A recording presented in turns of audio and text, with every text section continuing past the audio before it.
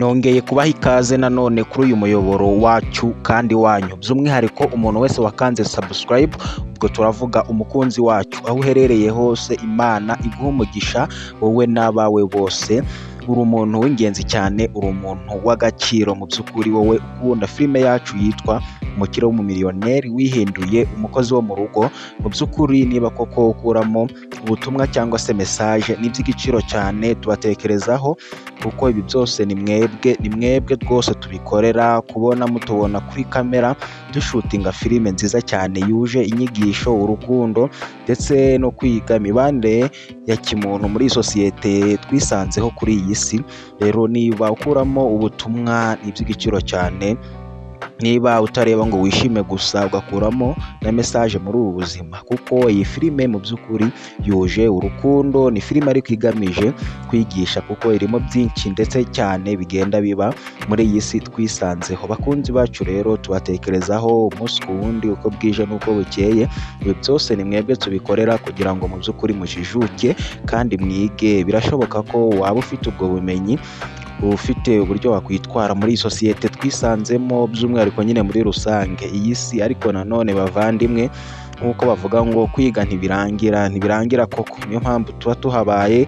Nawe icyo usabwa ni ugushyiraho akadomo kawe kuri uyu muyoboro wacu, yaba uyu muyoboro wa Gayz TV unyuraho iki kiganiro cya filime Umukire w'umumiliyoneri wihinduye umukozi wo mu rugo, tuyanariza ndetse n'ibindi biganiro n'amakuru byose binyura kuri uyu muyoboro. Wowe mukunzi wacu, turavuga umuntu wese wakanze subscribe, Imana iguha umugisha. Kandi by'umwihariko tutibagiwe umuyoboro mugari w'itsinda rya PS Version Films, anari unyuraho iyi filime yitwa Umukire w'umumiliyoneri wihinduye umukozi wo mu rugo. Umukunzi wacu, wowe udukurikira kuri iyi miyoboro yombi uko ari ebyiri, turagukunda cyane kandi ni iby'igiciro, by'umwihariko ku bakunzi b'iki kiganiro cyo kwanariza cyangwa se gusesengura iyi filime. Ariko nanone muzi ko twinjira tubanza tukubaza ikibazo, ati ese wungutse iki?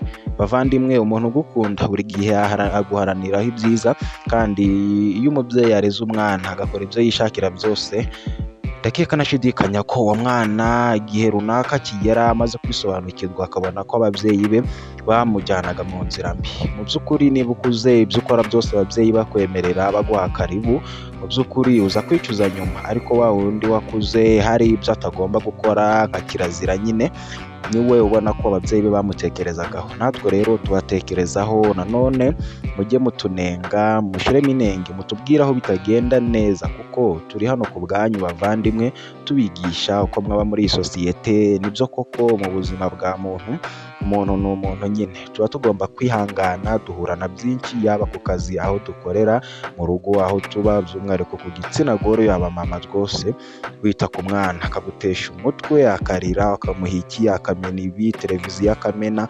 ukihangana. Hatabayemo kwihangana wamena amaraso, kandi icyo ni icyaha kiremereye cyane, kitapfa gukorwa n'umuntu wese ufite ubumuntu, kuko kwica ni icyaha kibi cyane. Si no kwica yewe gusa, ni byinshi. Umujinya ukoresha, kamere ya muntu ni ngari. Gusa hari umubwiriza wigeze kutwigisha icyigisho cyitwa ngo kamere irahombye. Aho nyine ni mu itorero ry'Abadivantiste, ni naryo dusengeramo, niba mutari mubizi. Gusa turabakunda cyane bavandimwe. Rero mbahaye ikaze kandi ndabakiriye kuri uyu muyoboro wacu kandi wanyu. Impamvu mvuga ko ari uwanyu, ni mwe mutumye tugera aha tugeze, ni mwebwe mudushigikira, ni mwe mushira itafari ku byo dukora, murabireba mukabikunda. kandi nanone nibyo byiza nyine, kugira ngo mudusapotinge, kuko natwe tuba twashoye power cyangwa se imbaraga nyinshi cyane z'umurengera. Ibyo byose nta kindi tuba tugamije bavandimwe. Ikintu rwose tuba tugamije cya mbere tunarebaho ndetse kiruta ibindi, ni ukugira ngo mwige, mukuremo ubutumwa, kuko ibi byose dukina bigenda biba mu buzima bwacu bwa buri munsi. Mbahaye ikaze rero kuri uyu muyoboro, abari mu gihugu cy'u Rwanda, abari hanze y'igihugu, mu bihugu by'ibituranyi, Burundi, Uganda, DRC, Tanzania, abari muri Afurika muri rusange, by'umwihariko abari bwota amasimbi, abadiaspora rwose ndabasuhuje cyane. Niba udukurikira utari mu gihugu cy'u Rwanda, muvandimwe, banza wumva aka kantu, dore ko tubafitiye na promotion ku musozo w'iki kiganiro. Rero wowe wafunguye urushinge rwawe ukarutunga kuri uyu muyoboro, ntabwo wahombye cyangwa se ngo ukikanwe. Ibyiza gusa nimwe tuzabigezaho mu mitima yanyu, ntabwo wibeshe ntuhebeshe rero kudukurikira, uzunguka byinshi kandi by'ingenzi muri ubu buzima kuko ni byinshi cyane ufite byo kwiga kandi natwe turahari. Wowe icyo usabwa ni ukuduha umwanya wawe muto ukadutega amatwi kandi ugashyigikira ibikorwa byacu, ukanda subscribe, ugakora like, share kuri bagenzi bawe cyangwa se partage bitewe n'ururimi waba ukoresha kugira ngo ikiganiro cyacu ndetse na filime bigere kure dukomeze kwaguka. Rero promosiyo mbafitiye ku musozo w'iki kiganiro, umuntu wese ufite YouTube channel ari buze kunguka amahirwe kuko turabaha nimero mutwandikire WhatsApp kuri kondisiyo turi bubahereze. Rero wowe turagirana ku musozo urasobanukirwa ubwo ibyo biragedwaho, ahubwo icyo nshaka kubabwira abavandimwe aka kantu mukumve neza kandi rwose mugakore niba mukunda umuryango mugari w'itsinda rya Press Version tubagezaho filime ko bwije nuko bukeye mugenda mutubona kuri kamera. Niba koko mudukunda aka kantu ngiye kuvuga mukubahirize, umuntu wese waba udaherereye mu gihugu cy'u Rwanda, ubwo turavuga nyine diaspora, ushobora kuba uri mu Burundi, Uganda, aho nyine nta kibazo, ushobora kuba muri Amerika, Norvège n'ibindi bihugu bya kure, muri Canada, aho hose waba uri utari mu gihugu cy'u Rwanda, ubwo nyine turavuga mu diaspora kuko erega iyo utari mu gihugu cyawe aho waba uri hose uba wiswe diaspora. Rero bavandimwe, wowe uherereye aho hantu utari mu gihugu cy'u Rwanda, turakubwira ngo andika muri commentaire ijambo ngo Cedric I love you kugira ngo mu by'ukuri tumenye abantu baba badukurikira kuko akenshi usanga ari Abanyarwanda.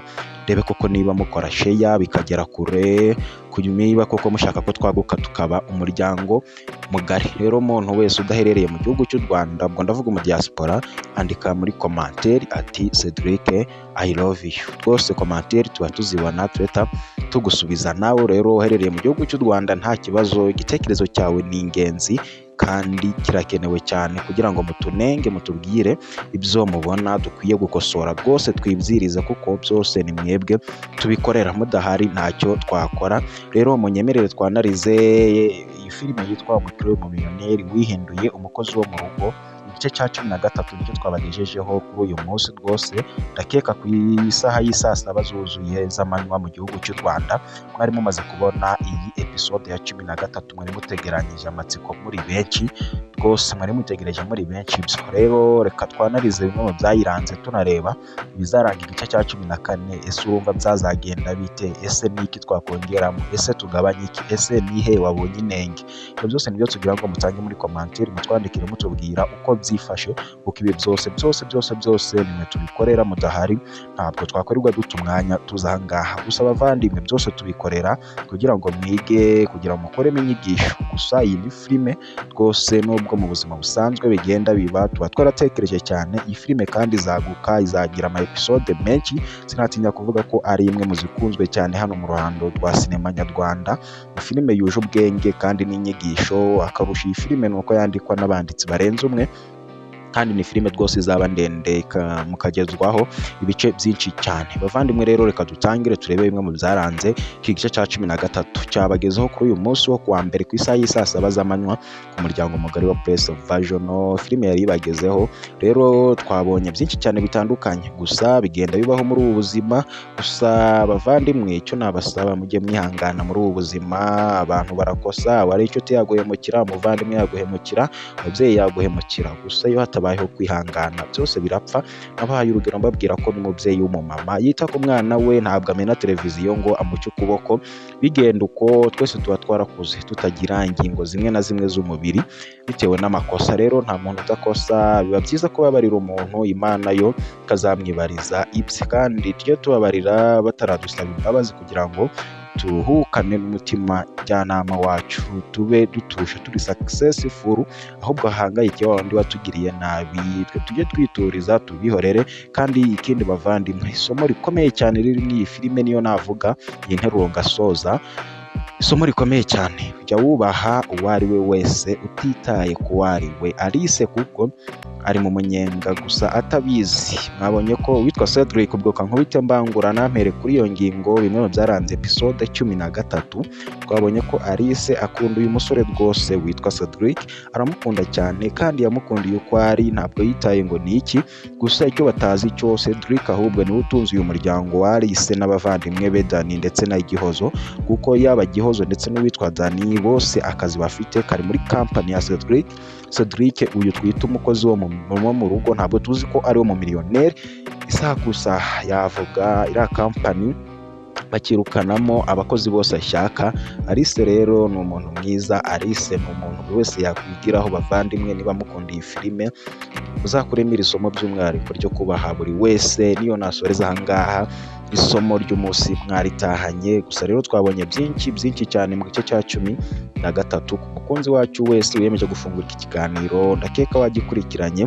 Rero twabonye n'uwitwa Shalom mu by'ukuri abwirwa n'uwitwa Gihozo ko nyine adakundwa na Alice, ko Alice yifitiye undi mukunzi. Gusa uyu musore Shalom yatunguwe kumva aya magambo aturutse mu matwi ya Gihozo amubwira ko yifitiye undi mukunzi. Yahise amuhagurukana cyane amubaza byihuse, amubaza ati uwo musore ninde? Yatunguwe no kumva uwo musore ari umukozi wo mu rugo twiziye ku izina rya Cedric. Gusa iyo ntabwo ari umukozi wo mu rugo mu by'ukuri nk'uko mwabibonye. Ni ukubera urukundo yihinduye umukozi wo mu rugo. Uyu ni umukire w'umumiliyoneri ndetse cyane w'umujejetafaranga ufite amamiliyoni n'amamiliyari, ufite kampani ifite izina rikomeye cyane. Rero Alice yatsimbaraye cyane ubwo Shalom yagarukaga kubimubaza kuko yari amaze guhabwa amakuru n'uwitwa Gihozo. Alice yahagaraye ku ijambo nk'umugabo avuga ko rwose akunda Cedric kandi atazamureka. Nta kindi cyabaye rero mwabibonye, ni agahinda gusa. Uwitwa Shalom yashije inkuba y'urushi uwitwa Alice, yamuteye urushi rwiza cyane rwo mu matwi. Urushi rwamuriye gusa Alice akunda Cedric kandi na Cedric akunda Alice nta buryarya. Gusa twabonye uwitwa Shalom we yari atangiye kubizanamo iby'imirenge kugira ngo agende bakoze umurenge kuko asigaje umwaka umwe ubundi bakibanira. Gusa ubwo yabibwiraga Dani ntabwo yabyakiriye neza ndetse na Alice ntiyabyakiriye. Mu by'ukuri ni rwa rukundo rw'agahato. Urukundo rwa Shalom na Alice ni uguhatiriza kuko Alice ntakunda Shalom na gato. Shalom niwe wihambira kuri Alice. Shalom we agenda ko imiryango yemeye ko babana ndetse n'iby'ubwana bwabo mu buto kuko babyirukanye nibyo yitwaza, naho ubundi Alice rwose ntabwo akunda uyu musore Shalom. Rero Alice yabaye Alice, mwabonye ibya Alice na Shafi byose byagejeje Cedric kure. None dore n'ibingibi wasanga ari uko bigiye kugenda. Mu by'ukuri urukundo rwabo ni urw'ukuri, ni nk'urwa Romeo na Juliette. Abantu bakurikiranye iyo nkuru ya Romeo na Juliette narayumvishe ndetse no mu mashuri bagiye bayitwigisha by'umwihariko bize nk'indimi RFK, RKK n'ibindi bitandukanye, gusa byiganjemo indimi. Iyi nkuru y'uwitwa Romeo na Juliette ndakeka mwarayisomewe mu mwaka wa 5 niba atari wa 6 sinzi niba nibuka neza. Rero urukundo rwabo rwose mu by'ukuri ntabwo ari uburyarya kuko barakundana cyane. Uyu musore witwa Cedric ndetse n'uyu mukobwa Alice barakundana cyane. Gusa Alice disi ntabwo azi ko uyu musore ari umumiliyoneri kuko twanasoje part 12 amubwiye ko ari we mumiliyoneri. Twanatangiye part 13 abimubwira, gusa Alice yanze kubyumva. Inaragoye koko nyine kubyumva, ntabwo wahita ubyiyumvisha. Ni ibintu bitumvikana. Umukozi wo mu rugo umumiliyoneri gute hawo? Alice we yaketse ko yaba nyine ari ukugira ngo akomeze amukunde Shalom atamumutwara. Gusa twe niko kuri tuzi uyu musore Cedric niwe mukire w'umumiliyoneri wihinduye umukozi wo mu rugo. Rero ibyo byabaye mwagiye mubibona, uwitwa Shalom akubita Alice urushi. Si ibyo gusa kandi twagiye tubona n'ibindi bitandukanye. Gusa ingingo nyamukuru twanasorezaho mu byaranze igice cya 13 tubonye uwitwa Dani na mushikiwe muto Gihozo nyine ubwo bari muri salo hinjiramo oncle wabo. Bavugaga ko ari oncle wabo, gusa twe ntitumuzi. Ese bizagenda bite? Yinjiye afite umujinya mwinshi ndetse n'agahinda. Nta kindi yababajije ijambo ati ese Alice ari hehe? Bamusubirishamo arongera ababaza uti ese Alice ari hehe? Ese uyu we ni gatiki, uyu azanywe n'iki? Mu by'ukuri uko mbibona, reka mbanushireho gato nubwo bitemewe kapfundura gaseke.